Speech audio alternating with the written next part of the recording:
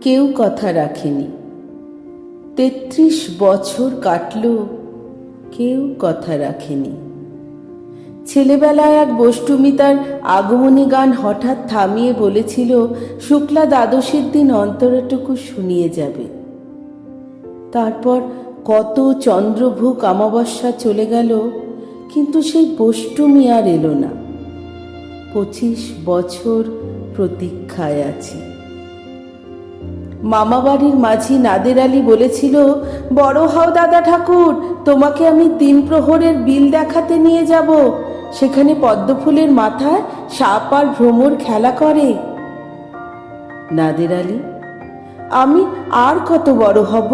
আমার মাথা এই ঘরের ছাদ ফুঁড়ে আকাশ স্পর্শ করলে তারপর তুমি আমায় ৩ প্রহরের বিল দেখাবে? একটাও রয়্যাল গুলি কিনতে পারিনি কখনো। লাঠি লজেন্স দেখিয়ে দেখিয়ে চুষেছে লস্কর বাড়ির ছেলেরা। ভিখারির মতো চৌধুরীদের গেটে দাঁড়িয়ে দেখেছি ভিতরে রাস উৎসব। অবিরল রঙের ধারার মতো সুবর্ণ কঙ্কন পরা ফর্সা রমণীরা কত রকম আমোদে হেসেছে। আমার দিকে তারা ফিরেও চায়নি। বাবা আমার কাঁধ ছুঁয়ে বলেছিলেন, দেখিস একদিন আমরাও।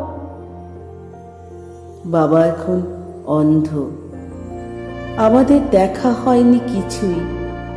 সেই রয়্যালগুলি, সেই লাঠি লজেন্স, সেই রাস উৎসব আমায় কেউ ফিরিয়ে দেবে না। বুকের মধ্যে সুগন্ধি রুমাল রেখে বরুণা বলেছিল, যেদিন আমায় সত্যিকারে ভালোবাসবে সেদিন আমার বুকেও এরকম আতরের গন্ধ হবে। ভালোবাসার জন্য আমি হাতের মুঠোয় প্রাণ নিয়েছি, দুরন্ত ষাঁড়ের চোখে বেঁধেছি লাল কাপড়, বিশ্ব সংসার তন্ন তন্ন করে খুঁজে এনেছি ১০৮টি নীলপদ্ম। তবুও কথা রাখেনি বরুণা। এখন তার বুকে শুধুই মাংসের গন্ধ। এখনো সে যে কোনো নারী। কেউ কথা রাখেনি। ৩৩ বছর কাটল, কেউ কথা রাখে না।